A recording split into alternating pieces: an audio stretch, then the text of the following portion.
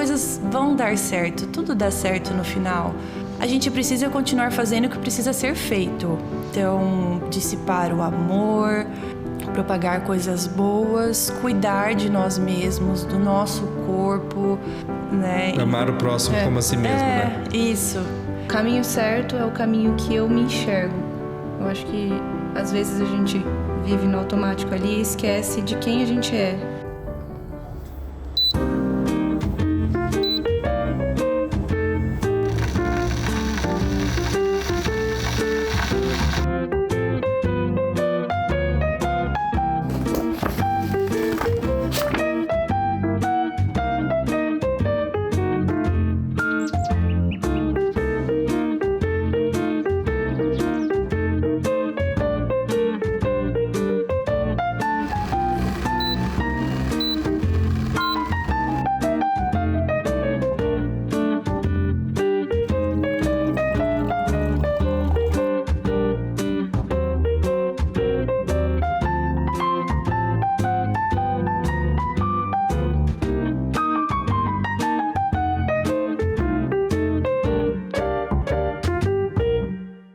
Bom dia, pessoal, tudo bem? Bem-vindos a mais um Domcast, um lugar para voltar ao essencial, um espaço de encontros autênticos onde cada história revela uma raiz e cada raiz revela um dom.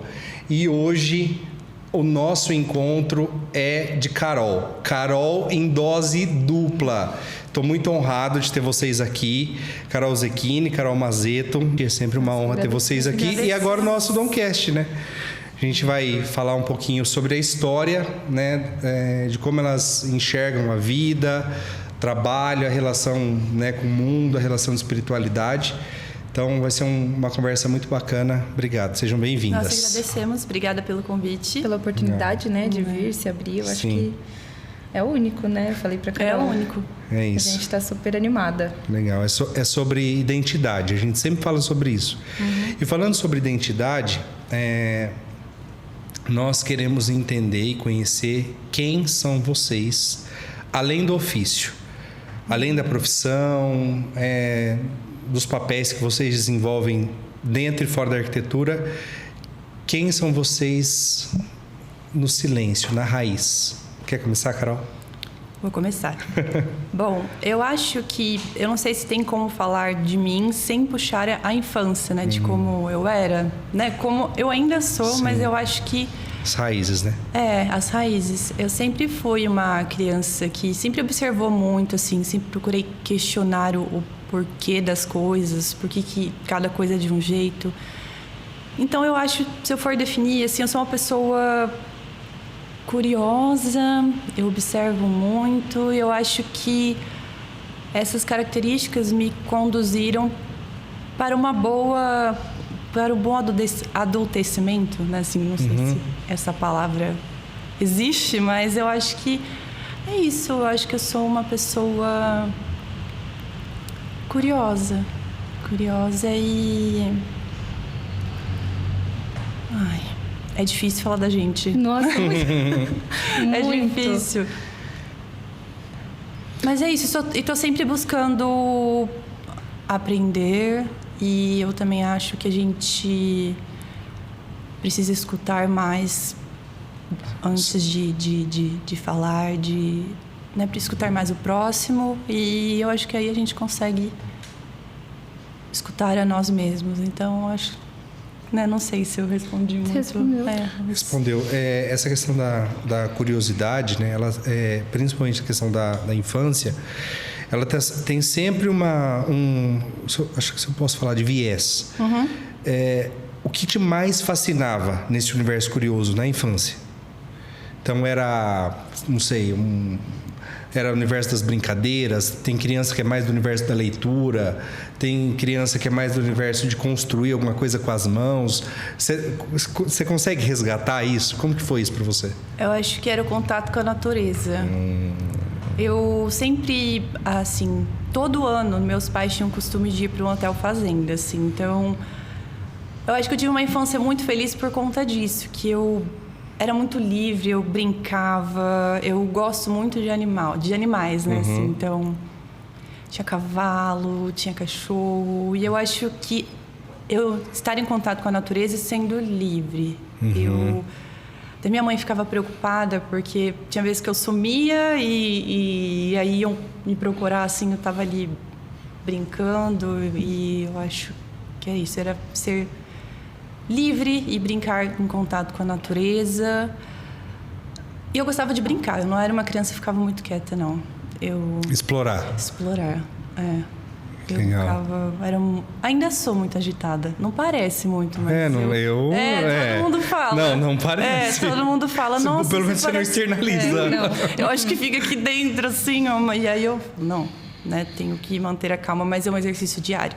Então, acho que eu trouxe isso muito da infância. E ainda hoje, você tem essa referência do contato com a natureza? Muito. Se eu fico, assim, na minha casa, eu sempre morei em casa, sempre, né, tive a oportunidade de morar em casa com um quintal grande. E meus pais sempre são muito envolvidos com horta, com plantas. Minha mãe gosta muito. Minha casa tem muita planta, muito jardim.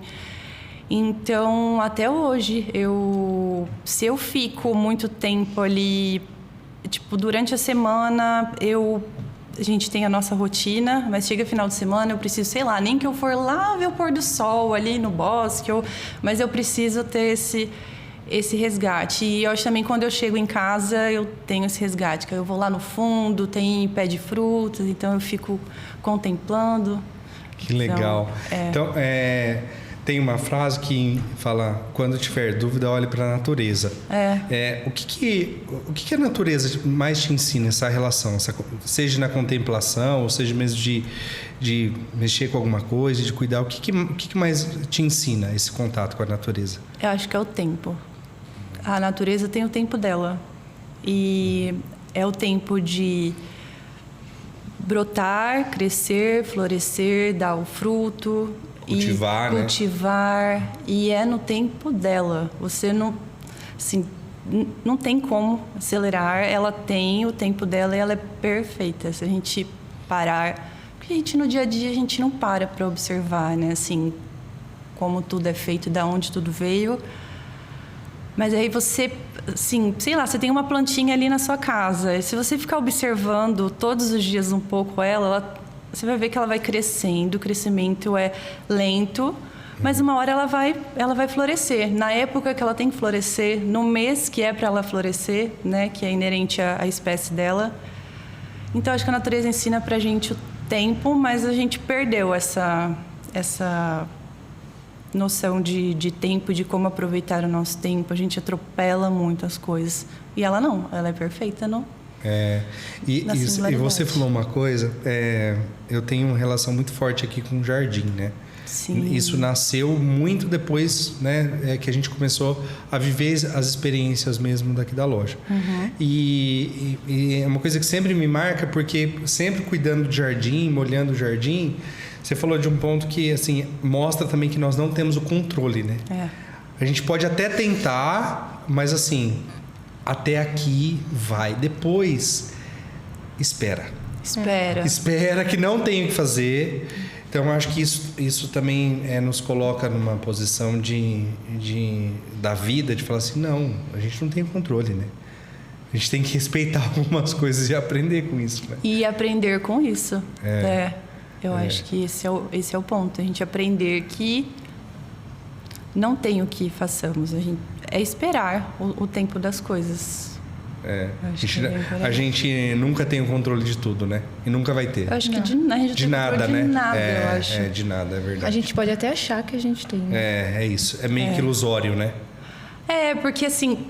A gente acha que está sob nossas mãos, mas não está, porque são outras pessoas... Tudo está se movimentando. A gente está aqui parado gravando, mas a vida está continuando lá fora, né? Então, tem nada sobre o nosso controle. A gente não tem como. Legal. Mas a gente acha que tem. Legal. E todo mundo é assim, não tem, né? Acho que a natureza também tem esse poder, né? De nos reconectar, né? De falar assim, não, você é passageiro, tem um tempo, né? E acho que até uma questão mais profunda, que é a relação mesmo da vida, né? O ciclo, né? De nascer... crescer, florescer, depois murchar e morrer. Então, eu acho que quando a gente começa a olhar realmente para esse ensinamento profundo, acho que a gente começa a pausar um pouco e falar, opa, deixa eu enxergar o meu papel aqui, né? Acho que é isso. É bem isso. E você, Carol? Carol e Carol, né? Um que não é. Quem é você na raiz? Bom, eu me identifico muito com o que a Carol falou. Até porque eu acho que... Até por isso que nos damos muito bem. Porque eu acho que a gente tem esse nosso lado mais sensível. Eu falo sensível porque eu acho que é uma sensibilidade, a natureza é uma sensibilidade. A gente saber apreciar a natureza é uma sensibilidade, né? E eu acredito que poucas pessoas tenham. Sim. E desde pequena eu sempre tive muito contato com pintura, com tudo que fosse relacionado à arte. A minha família sempre induziu a gente a fazer algo que a gente voltasse para nós mesmos. Assim, eu não entendia isso, hoje eu entendo. Sim. Mas eu não entendia. Mãe, por que você me coloca em tantos cursos, em tantas, né, coisas assim no dia a dia? Eu ficava até, meu Deus do céu, né? Mas aí... E sempre na relação do ofício manual? Tudo manual. Praticamente tudo. Eu fazia pintura, fazia costura. Olha que legal. Eu já fiz tudo que você pode imaginar. E também fiz curso de piano, fiz... O que mais que eu fiz? Fiz natação, fiz tudo assim. E aí eu falava, gente, isso vai me atrapalhar. Mas não, muito pelo contrário. Eu via que em cada uma dessas coisas que eu fazia no dia a dia, só voltava para mim mesma. Só voltava para quem eu sou, para entender o que eu gosto de fazer. Até porque, óbvio, eu não gostava de tudo que eu fazia. E aí eu processo de descoberta, né? E aí eu fui me descobrindo e até hoje eu gosto muito de pintura, até hoje eu gosto de me aprofundar nisso tudo, porque é um universo, assim, enorme, né? E a gente se descobre muito através disso. E eu acho que se eu fosse uma palavra que me identificasse, seria a sensibilidade. Eu acho que até demais. Isso às vezes atrapalha um pouco. Eu sou uma pessoa muito sonhadora. Eu às vezes preciso... Até a Carol me ajuda a me pôr os meus pés no chão. Eu acho que isso é bom. Às vezes, não diria ruim. Porque eu acho que cada um é um, né? Sim. Mas eu acho que eu sou uma pessoa sonhadora e que eu aprendo muito com as outras pessoas. Sobre mim, que era o que a gente estava conversando.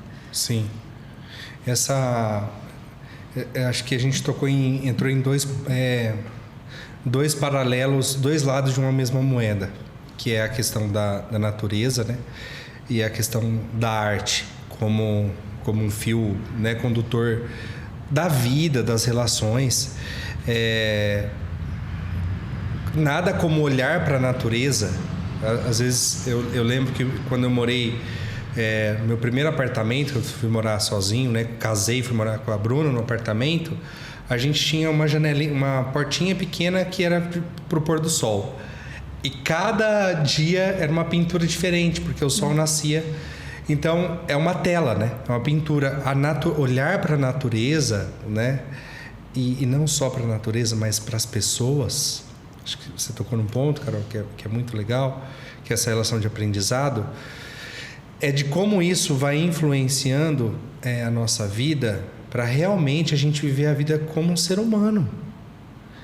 E não como máquinas, como a gente tem vivido nos dias de hoje. Eu acho que essa sensibilidade de sentir a natureza, essa relação da arte, né? Não, peraí, a vida é real. Eu sinto, eu estou praticando um esporte, eu estou descobrindo um ofício, uma música, uma pintura. A gente começa a sentir daquilo que a gente é feito, né? É matéria, mas é muito além da matéria, né? A gente é muito além. Então, saber que isso vai costurando a nossa vida e eu acho que influenciando. A gente hoje vive em gerações diferentes, né? Eu vejo meu filho de 4 anos, se eu não dosar, o negócio dele é tela. Então, qual é o antídoto? É quando a gente vai para o sítio, né, da mãe da Bruna, e lá ele fica no meio do mato. Aquilo ali é real, é vida. Então, acho que isso não é a única escola, mas é a melhor, né? É a melhor escola. Então, trazer esse resgate da infância é também voltar às raízes, né? E é o que é essencial, que é o que a gente sempre fala, né? Voltar ao essencial, ao que realmente importa. Para vocês, em que momento, agora falando da Carol Zecchini, em que momento essas vivências da sua infância te influenciaram para já a fase da adolescência, e isso de certa forma se transformou até em uma decisão profissional, de carreira, falar, não, eu descobri a minha vocação. Como foi isso para você? Então, é engraçado porque eu não sabia quando, me lembro quando adolescente, que eu não tinha uma definição do que eu queria ser profissionalmente. Uhum. Sempre gostei muito de animais, como eu disse. Aí eu pensava em fazer veterinária. Não, eu não vou ter coragem de, sei lá, operar um animal ali, não ia ter. E aí eu ficava pensando, mas eu nunca... E aí me veio na cabeça, eu falei, arquitetura...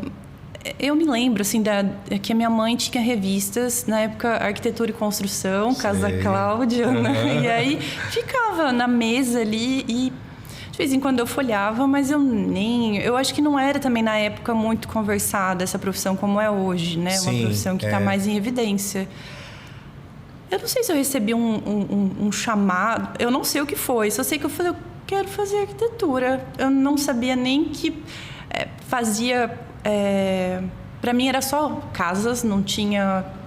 Não sabia como que aquela casa ficava em pé. Sabia que tinha um engenheiro, mas sabia que o que arquiteto fazia o certo, mas sabia que eu queria fazer arquitetura. E hoje eu vejo que era a única coisa que era para eu fazer. Não tem assim...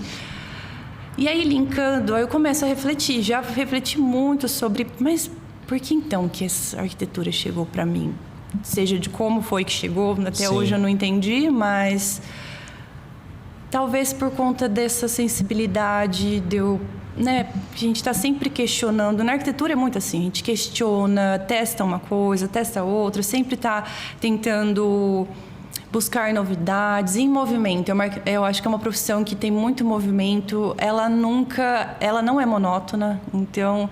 E como eu sempre fui muito agitada, eu acho que fez todo sentido. Então, por isso que deu tão certo para mim, assim, porque puxou características que eram minhas e que hoje eu não precisei podá-las, né? Porque tem muita gente que, sei lá, numa determinada profissão você precisa estar ali dentro de uma vestimenta e dentro de um modelo para você conseguir, né, trabalhar ali. É uma coisa mais engessada. E não, a arquitetura não. A gente até, tipo, vestuário também, tudo.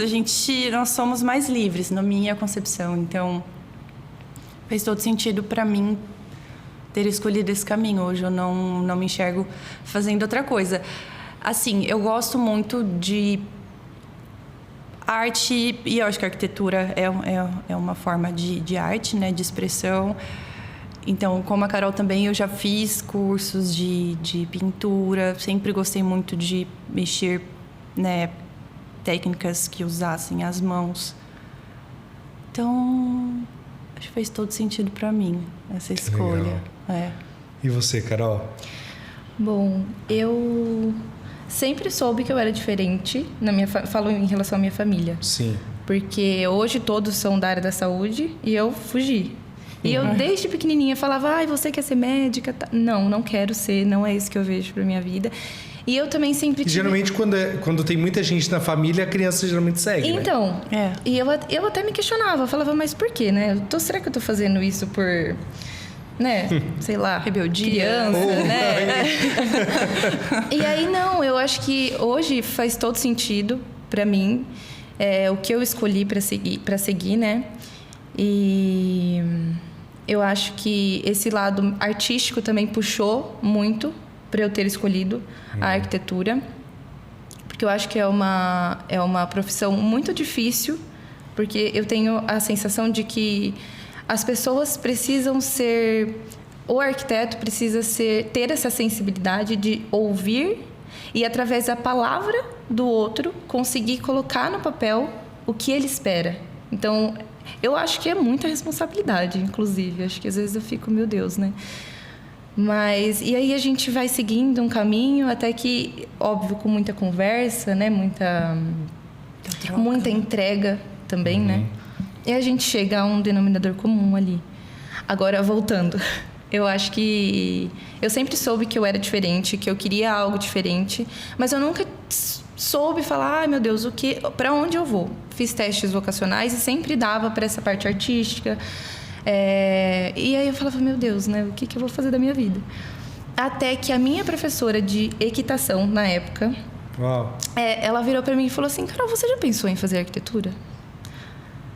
Aí eu falei, nossa, né? Mas o que faz um arquiteto? E como a Carol, olha que coincidência, ela me dava revistas daquela casa de jardim. Nossa, eu adoro. Antiguíssimas. E na época já era antiga, era super hoje. Legal, Então, eu tinha meus 15, nem isso. Não, acho que eu tinha meus 14, 13 anos. E eu olhava, eu falava, meu Deus, isso é muito legal, né? E aí ela me explicou muito sobre, assim, muito não, né? Superficial ali. E aí eu comecei a estudar sobre e decidi fazer. Conversei com meus pais também, eles super me apoiavam e sabiam que eu sempre gostei desse lado, né? Mais de expressar, de se expressar. Acho que a arquitetura, ela é algo que você pode se expressar, como a Carol falou, tanto em investimento quanto na fala. Eu acho que a gente é livre, sim. Óbvio, né?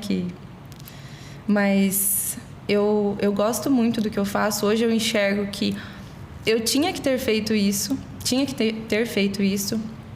E o que me dá combustível é ir em exposições. Inclusive, estou muito feliz que aqui em Marília as pessoas estão começando a Sim, sem dúvida. Né, fomentar tudo movimento, isso, aumentar, né? Essa... Eu acho que você também promoveu muito isso, né? A gente tem movimentado um pouquinho. Não, é parte muito integrante legal, desse movimento. Para mim, essa relação... durante muitos anos era uma incógnita para mim essa relação sobre dom. Então eu acredito plenamente que todos os bilhões de seres humanos da Terra, os que já existiram, os que existem, os que vão existir, têm dons naturais, habilidades técnicas, uns têm mais, outros têm menos, diversas, enfim. Mas o dom está sempre associado a uma identidade, né? Como a identidade é formada através disso. Mas eu acho que o ponto que a gente estava conversando sobre a questão da vocação, né? Muitos dos testes vocacionais, eu lembro que, nossa, eu vou fazer um teste vocacional e assim, e eu olhava para aquilo e falava assim, mas tem receita, né?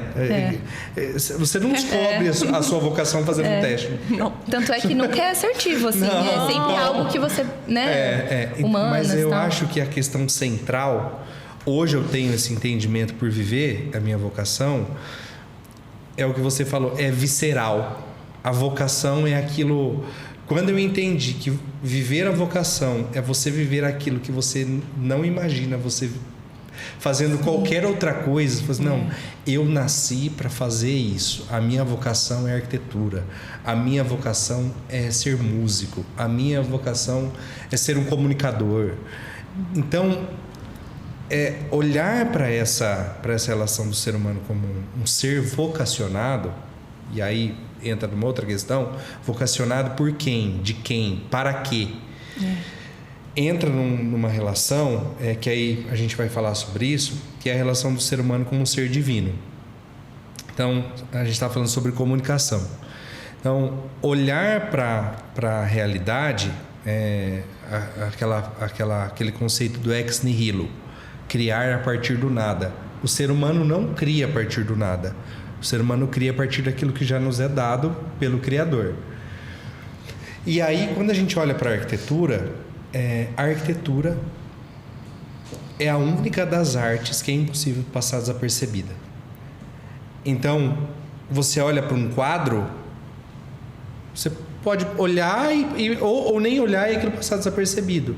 Você olha para uma escultura em 2 dimensões, você olha para aquela escultura, você pode se interessar por ela ou não. Mas a arquitetura é sobre a Terra, é sobre o cosmos, é sobre o lugar onde a gente mora, o lugar onde a gente trabalha, o lugar onde as pessoas vivem, onde a sociedade é formada. Então, olhar para a arquitetura sem olhar para a essência da arquitetura, que é do Criador, é deixar de viver a vocação. Eu acredito nisso. Então, ser vocacionado a criar alguma coisa, porque eu acho que todo mundo cria, ou deveria perceber que cria algo, seja bom ou ruim. O ser humano está sempre criando alguma coisa. Sim. Seja bom ou seja bom ou ruim. Exato. Muitas vezes o ser humano está criando coisas ruins. Sim, sim. Né? É verdade. E muitas coisas boas também. Mas para vocês, o que define essa relação do ser humano como um ser divino e como um ser que é capaz de criar e de realmente viver essa vocação como algo pleno? Eu acho que é impossível, porque a gente falho, enfim, mas de forma essencial, assim, verdadeira. Acho que a palavra é essa, de forma verdadeira. Carol. Bom, é uma pergunta difícil. Muito profunda, difícil. Bom, eu acho que quando é nos dada a vida, a gente tem 2 caminhos. Ou a gente vai pro bem, ou a gente vai pro mal. E aí eu penso que todo mundo tem um propósito aqui na Terra. E eu acho que isso é um desperdício tão grande, a gente não usar esse propósito pro bem. Então, eu penso que a gente ajudar o próximo, enxergar o próximo, foi um dom, né, que foi nos dado à vida. Eu acho que esse zelo, esse cuidado pelo outro, enxergar, respeitar o espaço, respeitar onde a gente mora, cuidar. E aí eu acho que a gente vai para tem várias ramificações sobre. Eu acho que da gente ter consciência sobre o nosso consumo, o que a gente consome, como a gente consome, para onde que está indo esse consumo. Quando eu vou comprar uma coisa, eu acho que até nos dias de hoje, daqui para frente, a gente vai ter que ter consciência mais ainda do impacto que é a vida de cada um dentro do ecossistema, né? Então, eu vejo muito que quando eu vou comprar uma coisa, eu penso, eu vou usar essa coisa, que vai me ser útil, ou ela simplesmente eu vou usar uma vez e ficar guardada, vai se transformar num lixo, e aí vai para onde? Qual que é o caminho disso depois? Então, eu acho que se a gente está aqui na Terra, a gente tem que cuidar dela e cuidar uns dos outros. A gente não pode só transitar por aí, eu não olho para a pessoa que está do meu lado, mas ela está ali, será que ela está precisando de alguma coisa? A gente simplesmente vai passando e não vai vendo mais nada, né? Então, eu não sei muito se eu fugi muito da sua pergunta. Não, mas o eixo é justamente esse. É sobre cultivar. Eu acho que isso traz o ser humano a sua vocação principal como ser humano. Eu gosto de pensar no relato da criação, relato bíblico da criação da terra. Aí Deus cria a terra, Deus cria os animais, Deus cria as estrelas, o universo.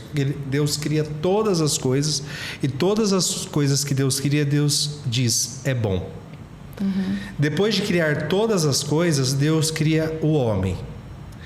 Depois de criar o homem, Deus dá um mandato para o homem.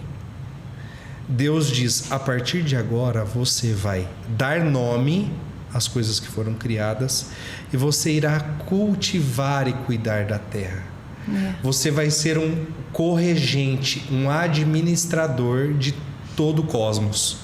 de tudo que está sendo criado é um presente. Deus diz: tudo aquilo que eu criei para que você governe junto comigo.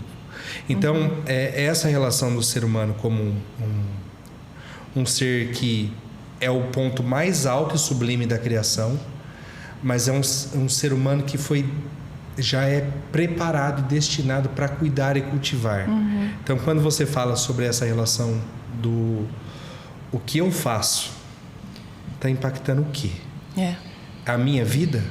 Não. Porque se eu achar que é só a minha vida, eu vivo como um animal. Nem os animais têm esse comportamento. Eles têm muito senso de coletividade, muito senso de coletividade. Então, o ser humano, quando ele entra nessa posição de que a vida é só dele, de que aquilo que ele faz, que ele vive, que ele pensa, que ele se comunica, tem só o ecossistema dele, ele realmente vive mais...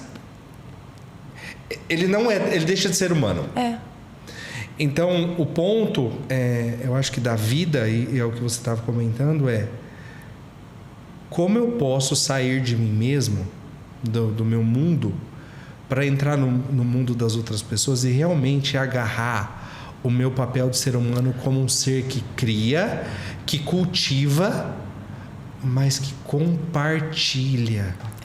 Eu acho que é isso.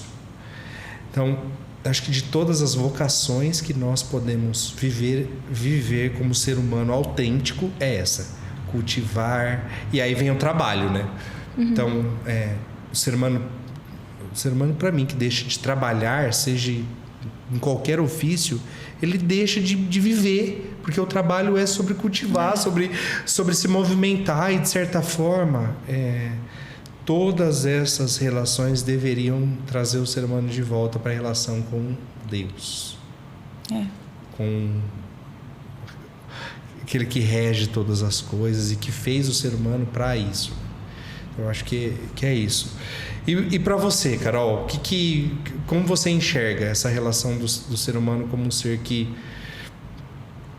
tem a necessidade de viver essa vida com Deus, a relação do trabalho? Como você enxerga isso? Eu acho que sem Deus, a gente não é a gente. Eu acho que a gente tem que colocar Ele como centro da nossa vida e ser espelho dele. Óbvio que falando assim, né, é muito fácil, mas eu acho que é muito difícil, inclusive, ter esse papel. Eu acho que em tudo que a gente faz, a gente precisa ter algo que leva a Ele, por mais sutil que seja. Eu não acho que você precisa falar o nome de Deus a todo momento, mas eu acho que, como a Carol falou, ser consciente nas coisas que a gente faz para nós e para os outros, e entender que a nossa vida impacta a vida de outra pessoa, que as nossas ações impactam a vida de outras pessoas, né? E o quanto a gente inspira as pessoas. E a gente nem sabe disso. Sim. Então, ter consciência do que você faz aqui, eu acho que é o principal. Porque se você não tem consciência do que você faz e do que você quer atingir, qual o sentido, né? E sempre colocando Ele como centro. Eu acho que é nessa linha. E eu acho que a nossa profissão, ela vai muito para esse lado. Muito. Que é o lado sensível, né? E enxergar isso, né? Não sei. Dar um sentido às coisas, né? Talvez esteja indo longe demais. Não, mas eu acho que dá para entender. Faz todo sentido, porque eu acho que quando a gente começa a pensar nessa relação do cultivo e sobre até a humanidade, falando até um pouco de como a arquitetura e outras profissões podem impactar o senso coletivo do que realmente é viver como ser humano. Então, se a gente pensar no ser humano, seja ele a etnia que for, a classe social que for, enfim, isso pode até parecer um pouco vazio, mas o ser humano vivendo eternamente, perpetuamente junto. Então, peraí, se nós vamos viver perpetuamente e eternamente juntos, A gente vai viver perpetuamente vivendo como bicho, ou menos que isso. Então, é essa relação do papel, né, do coletivo e de realmente se desenvolver como ser humano, ele não consegue existir sem relação com Deus. Eu sempre tive uma dificuldade de entender, pode até parecer filosófico ou religioso, de certa forma mais espiritual, sobre o que é o mal. Então, o que é o mal? Aquela pergunta, se Deus é bom, ele não deveria ter criado o mal. Mas quem diz que Deus criou o mal? Então, o que é o mal? O mal, depois que eu entendi que o mal, até, né, religiosamente alguns tratam como um pecado, esse tipo de coisa, mas para mim o mal é a negação de Deus. Então, quando o ser humano ele nega Deus, não estou falando só religiosamente, estou falando de se relacionar mesmo com Deus, ele começa a se curvar em si mesmo. Então, Lutero dizia que o mal, né, ele fala do pecado, mas está falando da raiz do mal, é o homem curvado em si mesmo. É impossível o ser humano viver a relação do bem se ele estiver olhando só para ele. E aí, se o ser humano tentar viver só para ele vai cada vez mais descobrir o que é a natureza do mal, que é a negação de quem Deus é, de que o ser humano foi feito para viver coletivamente, de que o ser humano foi feito para cultivar, para servir e, acima de tudo, amar. Eu acho que essa é a fonte que deixa todos nós vivos. Se não houver amor, muito. Nada somos. Né? Então, viver realmente coletivamente, e aí entra a arquitetura. Eu acredito muito na arquitetura, que ela tem, não que outras profissões não tem, mas a arquitetura ela tem esse papel de aproximar, de juntar, de trazer as pessoas para dentro de um lar, de um ninho, de um lugar de convívio, de comunidade. Mas quando isso se perde, né, de forma sensível, vira só mais um ambiente. Um ambiente, um ofício. E que não tem um sentido. Não tem um né? sentido. Não tem um propósito. Não tem, é verdade. E aí, falando sobre isso, o que de invisível tem na arquitetura e que para vocês é o que sustenta? Um ambiente que perpetua e que impacta a vida das pessoas. Carol. O que tem de invisível? Na arquitetura. E que impacta a vida das pessoas, seja por um período, ou seja, que transforma a vida mesmo das pessoas. Eu acho que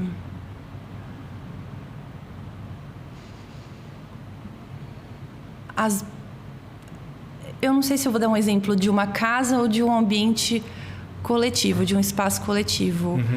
Porque, por exemplo, eu acho que é mais fácil eu ir do coletivo depois afunilar. Eu acho que, por exemplo, o espaço coletivo, se a gente tiver vou dar um exemplo, sei lá, de um museu, que é um acesso do público. Sim. Se a gente tem muitas barreiras que você está passando na rua e tem muitas barreiras para você chegar e olhar aquele interior, te limita ali. Você não... Ai, não, isso aqui não é para mim. Eu não vou nem passar porque esse ambiente, ele não está me convidando. Então, são barreiras invisíveis, porque você cria um distanciamento entre a construção e o público, o usuário. Então, eu acho que a arquitetura, ela pode tanto ser convidativa, ela pode agregar, quanto ela pode criar essa barreira invisível de distanciar muito o público dela, falando de espaços de uso coletivo. Sim.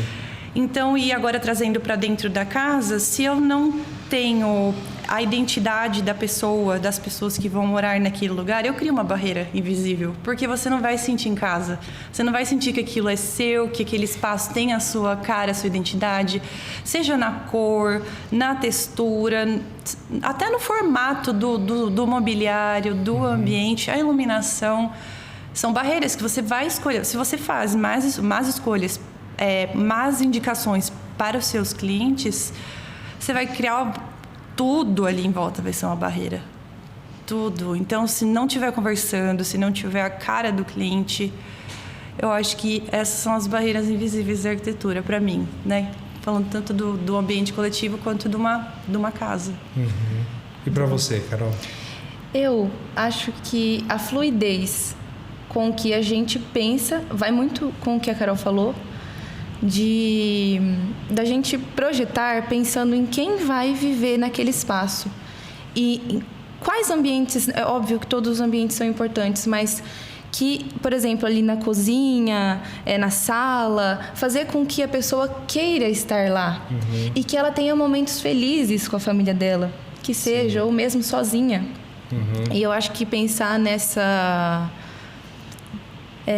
sensibilidade de que a casa falando em casa, né? A casa é um refúgio para a pessoa. Então, eu sempre, quando a gente está projetando, eu sempre penso o que me faria querer morar lá? Ou o que me faria querer estar lá?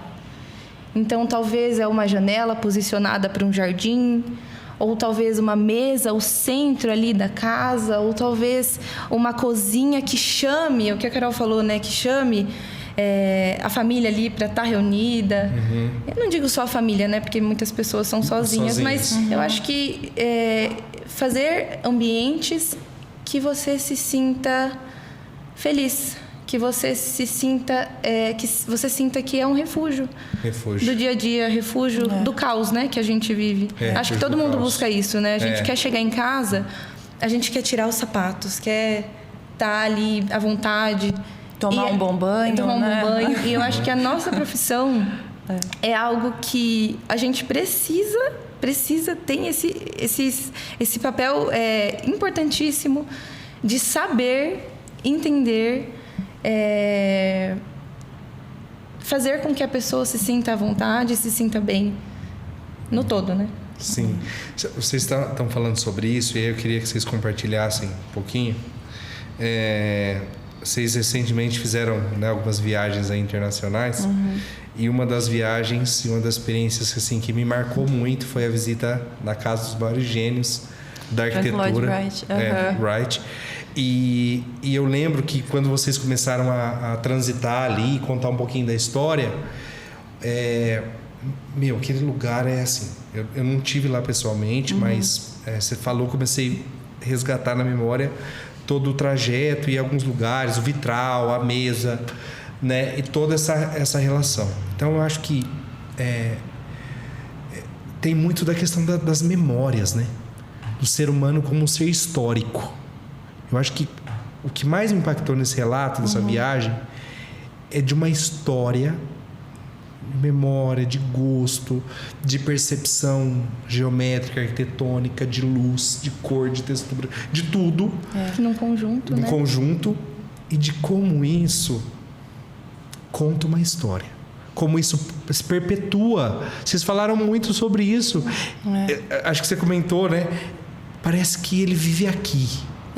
Parece que isso está aqui, que isso aconteceu há tantos anos e perpetua porque conta uma história. Fala um pouco mais sobre isso. Eu sei que você já tem uma historinha, né, ali no Instagram e tudo mais, mas, né, muitas pessoas acho que não acompanharam, então queria que vocês falassem um pouquinho dessa experiência, de como isso tem essa relação, né, das memórias e da história, né, o ser humano como ser histórico. Não, claro, foi muito legal assim essa experiência de ter visitado, porque lá foi a casa e o estúdio, o escritório dele, né? Nossa, que era, muito legal. Né? E aí a guia foi contando os processos, né? Contou primeiro, engraçado você falar sobre a história, porque ela contou a história da vida dele antes de embasar qualquer elemento da arquitetura ali. Ela explicou de onde ele veio, como era a relação dele com a mãe dele. E para explicar também por que ele posicionou cada cômodo em cada lugar. Então, puxou a história de vida dele. E aí, a casa em si tem elementos tão atuais que eu fui andando, falando, mas não é possível que isso faz tanto tempo que foi feito. E a cabeça dele para pensar coisas que... Assim, eu vou dar um exemplo. a casa ela não tem muitos elementos decorativos. Ela fala por si só. Então, você também não sente falta desses elementos decorativos, porque é um detalhe no teto, é um vigamento passando ali estrategicamente, o formato da cobertura. São, por exemplo, a mesa de jantar, ele que projetou. Sim. E tem hoje a gente chama de tela tensionada, mas na época não era. E ele projetou, exatamente. Então, por exemplo, vamos supor que o formato dessa mesa é replicado em cima dela no teto, como uma grande luminária. E aí tem Isso a gente vê genial, como né? uma coisa de agora, né? Ele projetou isso. Isso eu olhando, falei, não é possível. E aí ela até tinha toda desenhada, tudo ele que desenhou. A maioria, na verdade, a maioria das coisas dentro da casa, mobiliário, ele desenhou. E alguns elementos, claro, ela foi restaurada até para receber o público. Ela é muito, a gente percebe muita presença de madeira, então teve o cuidado, o restauro. Sim. Mas, por exemplo, tinham vitrais que são posicionados estrategicamente em lugares do forro, né? Que aí você consegue a incidência da luz solar e aí a sombra do vitral faz um desenho. Arte, né? Real. E como a pessoa naquela época conseguia ter a visão de que ficaria dessa forma, né? De que ele conseguiria fazer. E aí foram construindo os vizinhos, e aí ele foi ficando incomodado com algumas janelas que ele gostava muito de iluminação natural. Então você tem a presença de várias panos de vidro. E aí, conforme os vizinhos foram crescendo em volta, ele foi reposicionando e repensando algumas aberturas. Olha só. Então... Gênio, né? E tem uma árvore também que em uma das ampliações ele não demoliu, ele incorporou ela à casa. Então, você tá andando, vem num hall da escada, assim, vem um tronco, assim, um galho entrando para dentro. E aí, junto disso, faz a transição para a parte do escritório dele, que foi o estúdio. Então, você fica maravilhado ali com tudo. E quão atual e é bem legal. E aí também na vizinhança tem, eu não lembro são quantas casas no total, mas você vai passeando pela vizinhança ali, que é o subúrbio de Chicago, né? E você vai passando, você vê que aquela casa foi ele que projetou. Aí você chega mais perto e tem a plaquinha com o nome dele. Fala, é muito característico. É característico. Total. Ele foi um grande mestre, assim, precursor da... E aí, Carol, me fala você. Eu não tive a oportunidade de ir nessa viagem. Achei que vocês estivessem juntas. Não. E ouvir a Carol falando, né, sobre, me deixou assim... Eu não imaginava. É que a gente não tem tanto... Infelizmente, né, a gente Estavam não juntas tem... em Milão, né? Somos para Itália. Itália, né? Sim. Mas, nossa, achei super, super interessante e muito legal ela ter tido essa iniciativa de ir conhecer lá, porque não é todo mundo, né, que tem essa... Sim. É que eu esse tenho insight, sempre né? o costume. Eu tô numa cidade, eu já procuro o que tem pra ver ali, né, nessa cidade. E ela me mostrou as fotos, assim, eu fiquei maravilhada, assim, principalmente por ele projetar também os móveis. E os móveis fazerem parte da casa e tudo ficar plenamente perfeito. Plenamente perfeito. O que mais me trouxe, assim, porque... Às vezes, a gente olha certos gênios, pessoas que tiveram um impacto profundo na vida das pessoas, a gente aí falando de arquitetura, e ele, né, teve esse papel forte, mas a história ali, essa experiência real da casa, mostra que ele era um ser sensível, né? Mas, lógico, existe a questão técnica de todo, né, construção dele artisticamente e de arquitetura mesmo, mas ele tem a sensibilidade, né, de desenhar tudo, de projetar como a vida que acontece real o tempo todo, desde o móvel até tudo. Eu acho que é o que vocês estão falando desde o início, né, quando se fala de arquitetura. O ser humano está ali para viver e tudo impacta, né? Tudo deveria envolver as pessoas. né? E às vezes a barreira, né, que é o que você falou, seja coletivamente ou no ambiente residencial, ela, para mim, a arquitetura realmente deixa de cumprir o papel dela quando ela cria distância, em vez de aproximar. Você falou exatamente isso. Então, a arquitetura, quando ela distancia ou cria restrições e não aproxima, ela realmente perdeu a essência. E sabe o que eu percebo, Samuel? Que ele tinha tempo.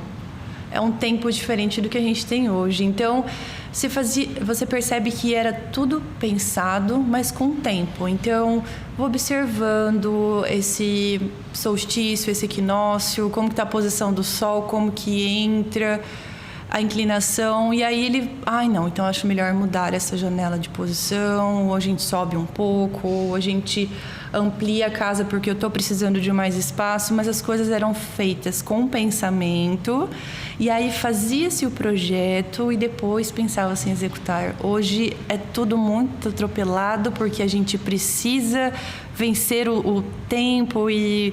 Como se a gente conseguisse, né? Não existe essa pressa que hoje a gente tem, né, de querer fazer as coisas. Eu acho que um pouco nesse... Assim, eu fico triste de pensar que, claro, tem pessoas e pessoas, mas tem muita gente que vê o projeto como algo que é feito muito rápido. E tem que ser feito ali com muita rapidez.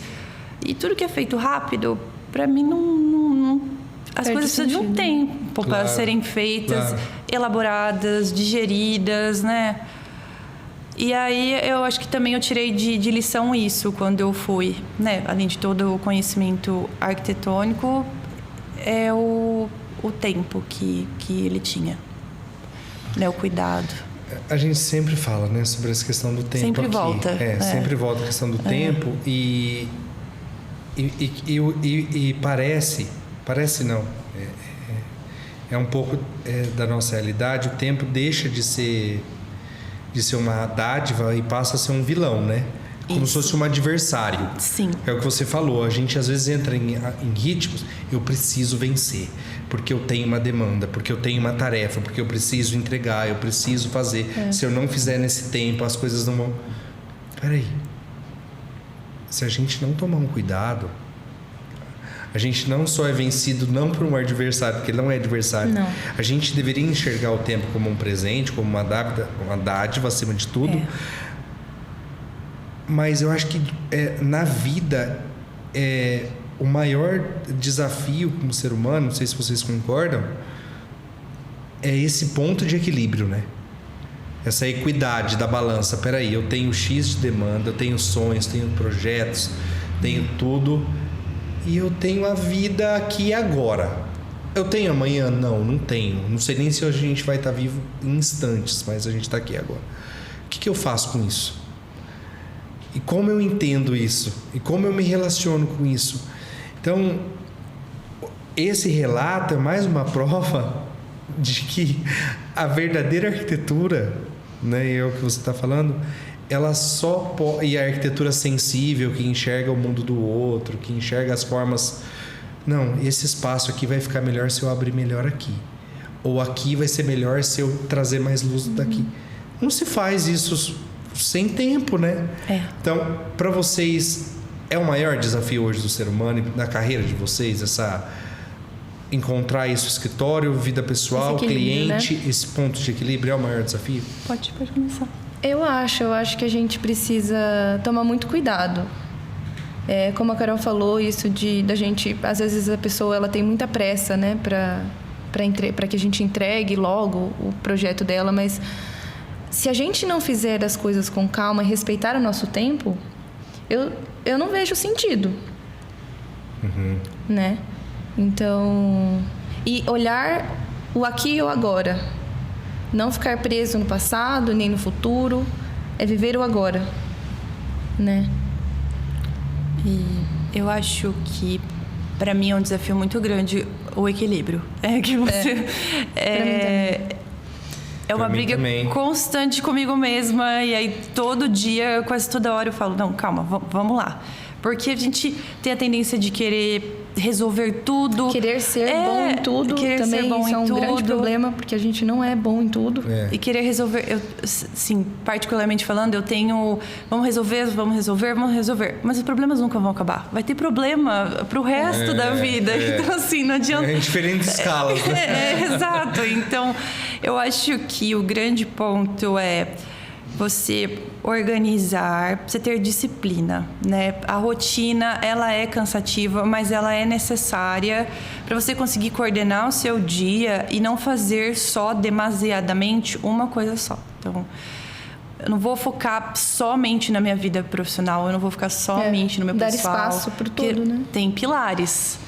E dar espaço para tudo. E aí a gente tem que ter o planejamento. Infelizmente, planejar... Tem dias que a gente vai conseguir alcançar, tem dias que não vai conseguir e tá tudo bem. Sim. A gente não precisa se martirizar. Então, essa equalização, assim, igual do rádio, né? Que você equaliza a estação. Sintoniza, né? Sintoniza. Até chegar na sintonia, aquela né? vitrola, que a botinha, que você ficava muito grave. Você fica, gente, assim, é uma eterna... eu acho que a gente entra no modo automático, né? Se a gente não para ver isso tudo. Até... Né, voltando a falar de viagem, acho que essa última viagem que a gente fez, pelo menos para mim, me fez enxergar o quanto nós estamos ficando loucos. E o quanto, assim, o mundo gira, as coisas acontecem e aí a gente não vê o tempo passar. E lá a gente via, até falei com a Carol recente, a gente estava conversando sobre isso. Vocês ficaram o quê? 15, 20 dias? Quase 20 dias. 20 dias, né? E a gente via as pessoas almoçando... E elas paravam para comer e conversar. Assim, e não ficavam preocupadas que elas tinham horário para ir embora, horário para sair. Não, elas estavam presentes. O celular não fazia parte da conversa. Não, a gente percebe que eles não usam muito. Até em raro, metrô, quase, né? até em metrô, ônibus, assim, tem. Já é estranhamento, né? Mas a gente ficou assustado, assim, de um lado muito bom, né? Por um lado muito bom. E pelo menos eu vejo que a Carol também trouxe isso como forma de... repensar, né? Para onde estamos indo? Porque se a gente não para e não vê que isso realmente é um problema, a gente segue a vida no automático. Acorda, pega o celular, vai treinar, vai pro trabalho, volta para casa, vai pro trabalho, volta à noite, pega o celular e o dia acabou. E o dia passou. E as interações, né? Com quem que você conversou hoje, né? Quem você ouviu de verdade. Quem você ouviu de verdade. Sem estar aqui e... Porque a gente tá aqui, mas a gente pensa, né? Ai, meu Deus, tem alguém falando comigo. Ai, meu Deus, né? É isso. Então, me fez pensar muito sobre. Vocês falando disso, eu vi um pouco acompanhei um pouco dos extras, né? Lá da viagem. Não sei se vocês já assistiram. Eu não sei nem se é esse o nome. O Mundo de Truman. Já. Sim. Eu não lembro muito, mas... Né? Ele nasce numa cidade que é uma cidade cenográfica. Ele nasce sem saber. É um reality show. Que as pessoas ficam assistindo 24 horas por dia a vida dele. E ele vive a vida, assim, como criança, chega na fase adulta... E assim, tudo acontece programadamente do jeito que é para acontecer, dentro do cenário, dentro do que o roteiro define, para ele viver até o momento em que ele percebe que aquilo é uma encenação. É uma encenação, tem algo além daquilo. Então, às vezes, eu entro no modo Truman, eu falo, mas espera aí, por que se eu não fizer, eu vou ser penalizado? Não. Ou se eu não conseguir realizar todas as demandas que eu tenho para fazer, eu acho que o primeiro ponto é reconhecer quem a gente é, seja as nossas qualidades, as nossas falhas, os nossos defeitos, limitações. Falar, peraí, o que eu posso fazer com isso? O que eu posso fazer de melhor hoje? Porque quando a gente deixa de pensar nisso e fica só na projeção... eu não fiz, mas poderia ter feito. Se eu tivesse feito tal coisa, o resultado teria sido diferente. Se eu não fizer desse jeito, o que as pessoas vão pensar? E aí, a gente vive igual o Truman ali. É uma prisão. Na prisão. E é tão engraçado, né? Porque tá querendo sair da bolha, romper aquela bolha. As pessoas querem impedir ele de viver a vida real. Porque tá tudo bem se você seguir um sistema... as pessoas... É o esperado, né? É o esperado. As pessoas já gostam disso. Então, romper esse sistema é primeiro romper com essa cobrança, né? Às vezes é o que você falou, a gente cobra demais sem precisar. E aí a gente deixa de viver coisas tão legais e às vezes simples, né? Como chegar em casa e valorizar o ócio. Não, peraí, eu não vou fazer nada. Eu vou sentar no sofá e vou relaxar sem mexer no celular. E é isso, viver o ócio um tempo ali sem fazer nada, tá tudo bem. É difícil isso, né? A gente tem as nossas rotinas e tudo mais. Mas se a gente não vive isso, a gente tá deixando de viver, a gente sobrevive. É aquela pergunta, você vive ou sobrevive? Então, realmente, esse acho que é o maior de todos os desafios, né? Olhar para dentro de si, para a realidade e falar assim, o que eu posso fazer hoje? O hoje é o que pega. Deveria ser, né? Deveria. O que eu tenho agora, porque é só o que a gente tem. É só o que a gente tem. Então, para vocês, né, em todos esses ritmos que vocês vivem, vida pessoal, escritório, qual é o ponto que fala assim, não, que traz vocês para o eixo? Em que momentos de tudo isso vocês falam, não, deixa eu me conectar com o que realmente importa, o que faz vocês viverem realmente a essência disso?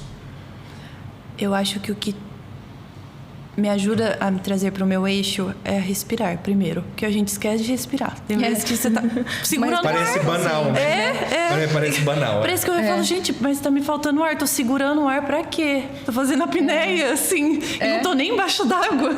Então, nem dormindo. Às vezes eu me pego assim, com os ombros. Aí eu falo, meu Deus do céu, o que eu tô fazendo? Então, eu acho que o primeiro ponto é respirar. E aí você ou faz algo que você gosta, ou você, como disse, ou eu não faço nada. Porque assim, a gente se entretém o tempo todo.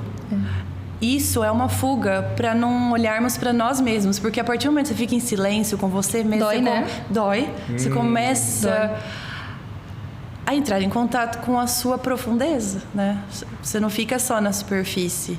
E aí acho que isso assusta. Me assusta também. Sim, com certeza. Mas eu acho que o que me traz é respira, faz o que você gosta, ou não faz nada, que também, né, está liberado, né? Mas... E também o que me traz para mim é conversar com quem eu gosto. Conversar com as pessoas que eu gosto sobre qualquer coisa, porque acho que reacende dentro de mim e falo, nossa, a vida presta, aquela frase, né? Vale a pena ser vivida, né? Vale a pena, porque eu tenho essa pessoa aqui que eu gosto tanto do meu lado, a gente tá trocando, ela tá viva com saúde, eu tô viva, eu tô com saúde, estamos respirando e sei lá, aproveitando uma boa refeição. Então, eu acho que é isso, que são pequenas coisas que me ajudam a me trazer para o meu eixo. E também sair da rotina, seja durante a semana, você fazer uma pausa para tomar um café em outro lugar. Assim, acho que já dá um restart. Assim, você fala, opa, vamos continuar. Refresh. Refresh. Acho que é isso. E você, Carol? Olha, eu gosto muito de ouvir música, eu gosto muito de ler, estou criando um hábito, que eu acho que eu parei por um tempo e agora estou tentando voltar. Mas eu acho que uma coisa que me faz muito voltar para mim mesma são as minhas orações. É o momento que eu estou em oração. Porque não necessariamente eu estou ali pedindo alguma coisa, mas eu estou falando o que eu estou sentindo.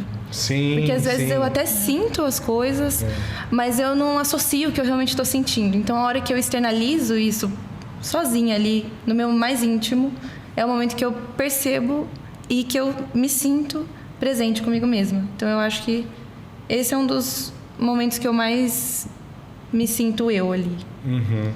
Essa semana eu estava lendo um trecho de um livro que eu nunca terminei de ler. É um livro que eu sempre pego, leio e fecho, porque realmente mexe muito comigo. Ele fica aqui na loja. É Deus do Banco dos Réus, do C.S. Lewis. É uma das obras mais densas do Lewis. E essa semana eu estava lendo sobre oração e trabalho. Ele faz uma reflexão muito forte acerca do que sobre duas dimensões de oração, e aí tem tudo a ver com o que você falou. A primeira é a dimensão primária de quando a gente está pedindo, desejando alguma coisa, porque o ser humano é um ser de desejo. Eu quero trabalhar bem, eu quero cumprir as minhas metas, eu quero ter saúde, eu quero... Enfim, essa é um nível. Mas o segundo nível da relação, e aí entra na relação do trabalho, o que eu estou fazendo ao invés de pedir. Então, o que eu faço primeiro para mim mesmo. Então, eu estou realmente fazendo algo para mim de bom e depois para as outras pessoas. E essa relação comigo mesmo e com as outras pessoas é orientada por quem? Porque se for pela sociedade, por mim mesmo, a coisa perde um pouco sentido. Não dá conta. Mas quando a gente entra na dimensão de... É o que você falou. Eu me conheço quando eu declaro, quando eu falo, porque eu externalizo. Mas, de certa forma, também eu entrego para Deus aquilo que eu não dou conta, porque o ser humano não dá conta dele mesmo. Com certeza. Se não dá conta dele mesmo, quanto mais dá conta dos outros. Então, eu acho que essa relação da oração e do trabalho, orar, ação, né? É uma relação que todo ser humano deveria ter de trabalhar, e o trabalho no sentido de ação, de falar assim, peraí, eu não dou conta de mim. De confiar, né? Eu não dou conta de mim, eu não confio em mim mesmo, porque a gente realmente deve desconfiar de si mesmo em muitos momentos. Sim. Mas quando a gente começa a orar e a declarar e a aprender, a gente aprende, né? Esse senso de finitude, né? Peraí. Então, eu acho que aí a grande armadilha, a Carol falou sobre isso, eu acho que fique preocupado com o que ou com o que pode acontecer amanhã, quando na verdade nós deveríamos estar envolvidos com aquilo que nós estamos fazendo agora, porque é só isso que nos pertence.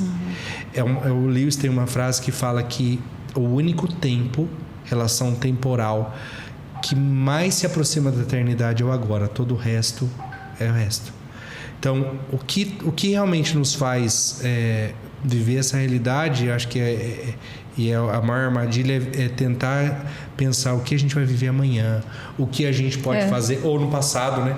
Nossa. Deveria ter feito isso. Nossa, se eu tivesse feito aquilo, eu falei aquilo. Se eu não tivesse. E aí a gente fica encurralado. E só a relação com Deus no presente nos liberta, né? A gente começa a orar e declarar, falar, não, mas espera aí, eu não sou o super-homem, eu não sou a super-mulher, a vida acontece com outras pessoas e tá tudo bem se a gente falhar, porque a gente falha mesmo. E se a gente falhar, para onde a gente vai, né? A gente vai pedir perdão, a gente vai se reconciliar. A gente tem um lugar para ir. É isso, eu acho que o refúgio, né? A gente volta para a relação do refúgio. Então, não é sobre aonde eu me refugio, é com quem. Então, eu me refugio comigo mesmo, mas se eu não dou conta total, eu posso pedir ajuda. E é o que você falou, às vezes uma pessoa... Às vezes a gente está tão mal que a gente só quer um abraço, né? A gente só quer uma pessoa que fique do lado ali sem falar nada, às vezes. É verdade. Tipo assim, quantas vezes a gente é curado pelo silêncio de uma pessoa que está junto com essa... Tô aqui. Sem julgamento. Porque às vezes abriu a boca e já era. Vai dar merda. É verdade. Não é verdade? É verdade. E perceber que a gente tem um impacto, a gente tem o poder de fazer esse impacto na vida das pessoas. Hoje mesmo aconteceu uma situação que eu fiquei assim... Eu estava na academia e uma colega minha chegou próximo de mim, assim, eu vi no semblante dela que ela não estava muito bem, né? E aí eu falei algumas coisas para ela, falei justamente sobre o que estamos falando aqui, sobre a vida estar muito corrida e dela, né, ela acabou falando que não estava conseguindo dar conta, ela tem uma filha. E aí eu falei, e tá tudo bem, eu admiro muito você, olha o que você está fazendo. E aí eu falei assim, pouquíssimas Genuíno, coisas, né? saí.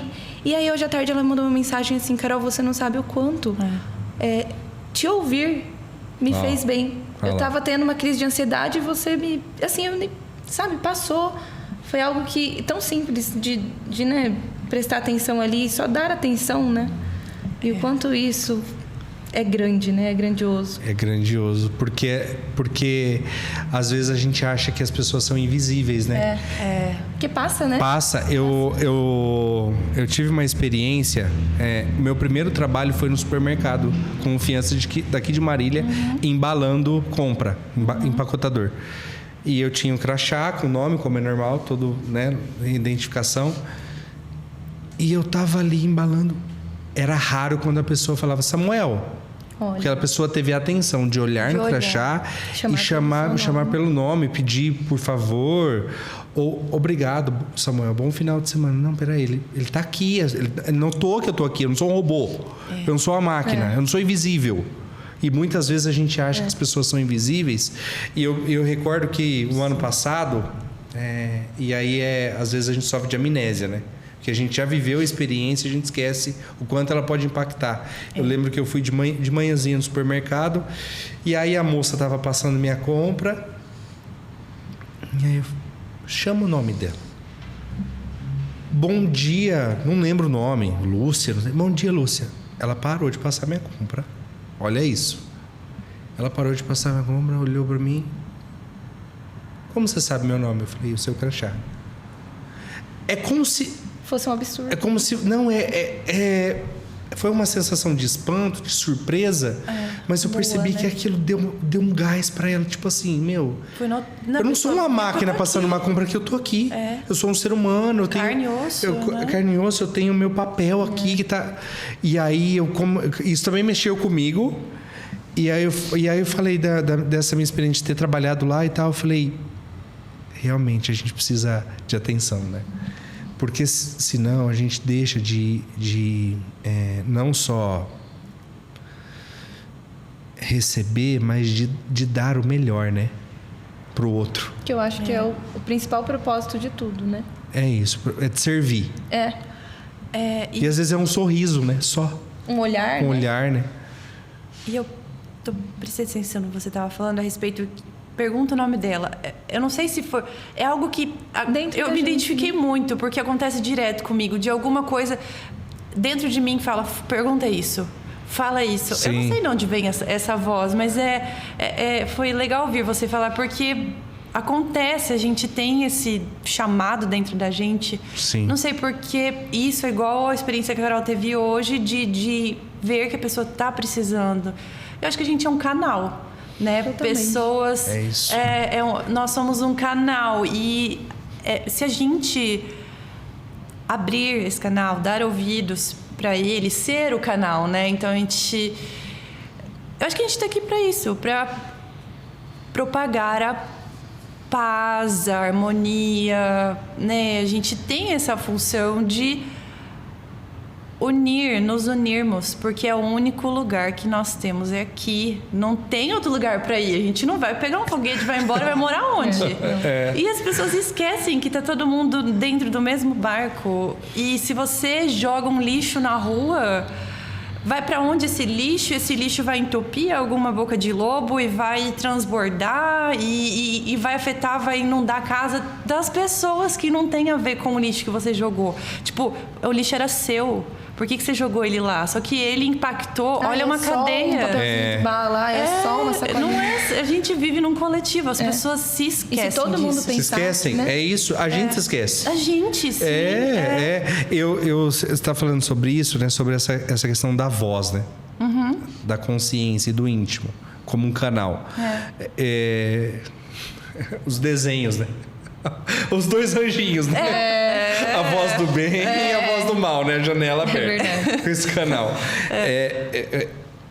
Quando eu paro para pensar sobre isso, como nós como um canal, o canal sempre precisa estar ligado a uma fonte, né? para receber, fluir e entregar o que Dissipar. precisa. Dissipar. E esse canal só flui se a fonte for amor. Porque se a fonte do canal for egoísmo, tá tudo perdido. É verdade. Então, quanto mais a gente se relaciona com a fonte do amor, que é Deus, mais esse canal se torna disponível E se propaga, e né? flui para propagar do jeito certo. E às vezes é o simples que a gente precisa. É o simples. É um gesto, é um obrigado, é uma gentileza, é um cuidado, é um nome que a gente fala, é uma pessoa que a gente percebe. E aí a coisa, né? A gente começa a viver aquilo que é a filosofia, que as pessoas vivem, a vida que vale a pena ser vivida de verdade. Então, realmente é desafiador por causa dos ritmos que a gente vive na sociedade moderna, mas somente essa relação com amor, com Deus, nos coloca no eixo, né? De servir, de aprender, de falar assim, a gente não tá sozinho, a gente nunca vai ser a última bolacha do pacote. A gente precisa perceber, né, a vida, né? A gente precisa perceber, então, da onde vem essa voz? Então, quanto mais nós nos relacionamos com Deus, nós descobrimos quem somos, o que deveríamos ser, e mais a gente entrega, doa, aprende e ama. Acho que é isso. Ama, né? Porque sem amor é só vazio, solidão, mentira, inveja, egoísmo, e vai embora. Então, passar tempo, né? É o que a gente falou sobre isso, né? Passar tempo consigo mesmo, com Deus e com as pessoas, né? Porque, como diz aí um pouco dos estudos de inteligência artificial, a gente vai começar a fazer um estudo sobre isso, o que realmente as máquinas são capazes de entregar, são muitas as capacidades, mas o que elas não conseguem é a única coisa que o ser humano tem do ser é o amor, né? É o amor que nada substitui. E é insubstituível, né? Então, é viver a vida realmente com força. Eu amo viver. Não é isso? Sim. Legal. Total. E pensando na vida, na carreira, daqui 40 anos, você vai se encontrar com a Carol daqui 40 anos. A Carol de 40 anos do futuro vai dizer o quê? O que você quer que a Carol de 40 anos olhe para trás e diga? Para eu ter calma. Eu acho que para eu ter calma e que tudo encontra o seu devido lugar. Eu acho que é isso. Engraçado que eu falei muito sobre essa questão do tempo, mas eu também vivo nesse atropelo de querer as coisas, porque a gente está muito no imediatismo. Temos acesso à informação. Só você não? Também. Então, e aí eu acho que eu olharia para mim e falaria isso, assim, que as coisas vão dar certo, tudo dá certo no final. A gente precisa continuar fazendo o que precisa ser feito. Então, dissipar o amor, propagar coisas boas, cuidar de nós mesmos, do nosso corpo, do nosso psicológico. E porque a gente cuidando de nós mesmos, nós estaremos cuidando do outro também que convive conosco. Né? Amar o próximo como a si mesmo, né? Isso. Então, eu acho que era isso que eu diria pra mim. Pra eu saber que as coisas vão dar certo, pra eu continuar fazendo o que eu tô fazendo. Legal. E você, Carol? Eu acho que não deixar de ser quem eu sou. O caminho certo é o caminho que eu me enxergo. Eu acho que, às vezes, a gente vive no automático ali e esquece de quem a gente é. E aí, sempre que eu tô na dúvida de qual caminho eu sigo, da onde eu vou, pra onde eu vou, né? Eu tento voltar pra mim mesma entender o que eu sou e o que eu quero a partir disso. Mas o centro disso é a minha essência. E também acho que de não esquecer quem está comigo. Principalmente. Porque quem somos nós sem as pessoas que a gente ama e sem, né, essas pessoas importantes pra gente, né? Que eu acho que nós só somos o que os outros são na nossa vida, né? A gente aprende, como na família, por exemplo. Eu sinto que a gente tem um pouquinho de cada integrante da nossa família. Total. Né? Total, eu vejo muito isso. E cada vez mais, assim, Os espelhamentos, Nossa, né? sim, eu falo, meu Deus, eu tô falando igual a minha mãe, assim. Eu acho... É muito real isso, muito real isso. Muito, é assustador, porque tem a semelhança física, lógico, mas eu acho que as atitudes, as impressões, sei lá, o jeito de segurar a xícara, assim... Eu falo, meu Deus, eu tô fazendo igual ela, ou eu tô fazendo igual ao meu pai. É uma impressão. É impressão, né? É uma assim, impressão. Nós você somos, carrega. né? É únicos, são seres únicos, eu falo, né? gente, mas aonde? Herda geneticamente o jeito que você segura o não. dedinho? Nós somos uma parte deles, né? Geneticamente isso. falando. Os nossos filhos são a nossa continuidade. É o legado, além né? É o legado, legado. além de perpetuar a espécie, né? Mas é muito além disso. Eu acho que é muito além disso. Legal. Carol, uma cor. Azul. Um filme. Um filme. Dias Perfeitos. Uma música. Eu gosto... Ai, tem muitas. Eu preciso lembrar. Uma só. Vou lembrar de uma que eu ouço sempre. Mal Nenhum, do Cazuza. Tá. Uma lembrança marcante. Eu acho quando... e as minhas férias, quando eu era criança, eu acho que marcou muito pra mim. Andar de cavalo, sair correndo. Eu gosto muito de nadar, de piscina, de água. Eu acho que é isso. Mas eu posso ter duas? Eu acho que uma outra lembrança é quando eu... Faz 2 anos que eu subi o Pico dos Marins, na Serra da Mantiqueira. Uau! E aí foi, acho que é uma lembrança muito memorável pra mim. Nossa, que legal! Foram mais de 2.000 metros de subida, assim.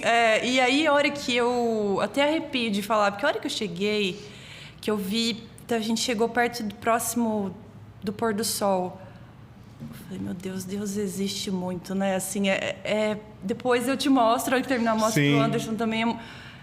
É fantástico. Legal. A gente... Porque quando que a gente tem acesso aí nesse lugar para escutar? E é um vazio, é um silêncio, e você...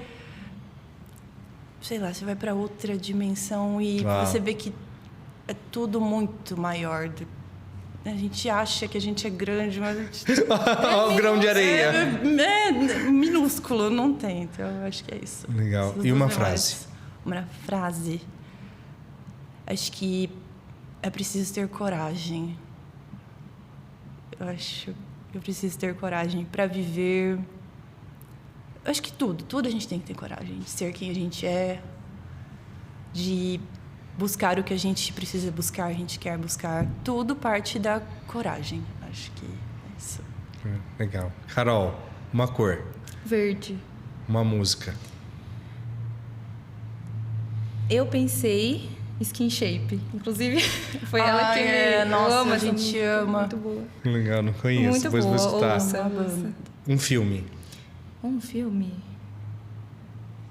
Eu assisti recentemente Hamlet. Acho que é Hamlet ou Hamlet. É ótimo esse filme. Adorei. Tá sendo premiado, Shakespeare, né? É Shakespeare, né? Maravilhoso. Não assisti o filme ainda. Nem que é eu. uma excelente dica. E uma lembrança. Ou pode ser duas, vai. Dá uma colher de chá. Vai. Uma lembrança que acho que fica muito forte toda vez eu lembro disso. Quando eu era criança, meus avós tinham uma chácara e lá tinha vários açudes. Um deles era muito escondidinho. E eu lembro que eu descia, assim, minha prima, a gente descia lá descalço, a gente nem... E tinha uma fonte, e era um lugar mágico, assim, era um lugar mágico. E eu lembro que eu acho que eu nunca mais vou ter essa visão de como era. Porque hoje, vendo lá, é completamente diferente. Mas eu acho que eu via um lugar Está mágico. dentro de você. Eu via um lugar mágico. E uma segunda lembrança...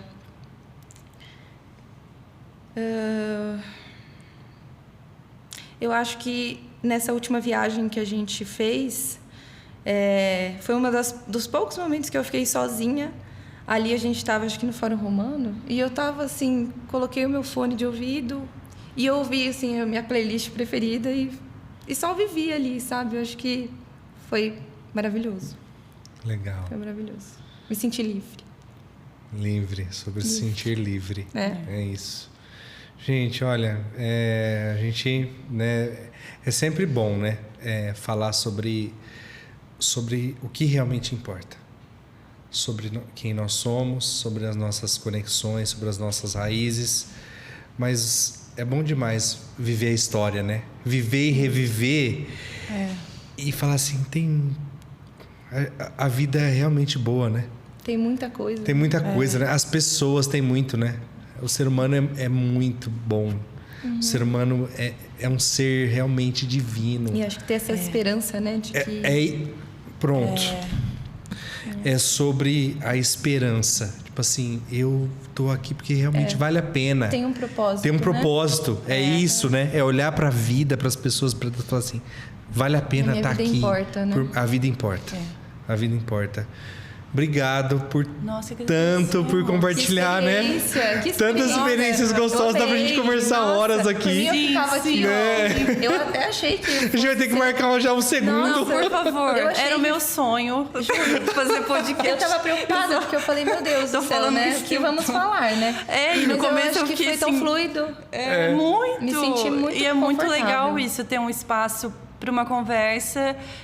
É um formato novo, né? Podcast é uma coisa recente. Sim. E eu acho que vem em volta aquela história de usar para o bem, né? Então, você está usando aqui, propagando só o bem e dando espaço para as pessoas e você também trocando com elas. Obrigado. Então, parabéns pela iniciativa. Obrigado pelo carinho, pelo privilégio, viu? Ai, verdade. nós que dizemos isso, é nosso. Obrigada mesmo, de coração. Obrigada, Anderson, também tá beijando ali no backstage.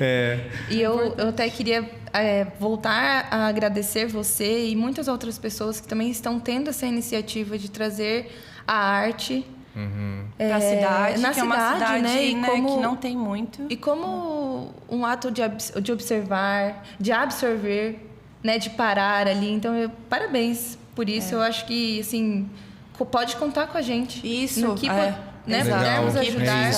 Eu estou aqui. Sobre estar juntos, né? Dou a minha palavra, porque eu também faço maior questão, sempre quis participar de tudo isso. Então, e uma honra estar aqui. Obrigado. Muito, muito feliz. A gente estava falando um pouquinho antes de começar no backstage. A gente sempre aprende a ser melhor com o outro. E todas essas nossas conversas, eu saio daqui assim... Eu ia perguntar isso, Samuel. Como você se sente, assim, depois dessas conversas? Eu acho que você... É difícil falar sobre... Porque é realmente muito impactante para mim. Mas eu me sinto iluminado. Bonito. No sentido de receber luz. E eu acho que isso aumenta meu desejo de querer cada vez de me relacionar mais, de conhecer mais. Então, se eu pudesse, acho que eu nunca falei sobre isso publicamente, mas falar assim, o que você ama? Uma das coisas que eu mais amo é isso, é me relacionar de verdade. Inteiramente. Ali. Inteiramente. Máscara não existe, máscara não sustenta. Ou você é quem você é, ou o seu personagem vai cair. Então, isso aqui é vida para mim, é luz. Então, todas as vezes em que eu sento nessa mesa, eu olho ali para a câmera, esqueço dela e eu vivo o que eu amo fazer. Então, se você me perguntasse sobre vocação, que é visceral, que eu amo isso. eu amo me relacionar, aprender, conhecer, olhar para as pessoas e aquilo que a gente falou, a vida vale a pena. Vale a pena estar aqui, vale a pena viver. A gente sofre, a gente aprende, mas estar aqui é o que vale. E estar com vocês. Obrigado. Nossa, muito feliz. Obrigado mesmo. Obrigada. E já vamos marcar o próximo. Por favor. Só pra gente falar sobre viagem. Ah, sim, sim. Tem muita coisa boa aí pra gente falar. Por favor. Obrigado. Obrigado mesmo. Obrigada, Samuel. É isso.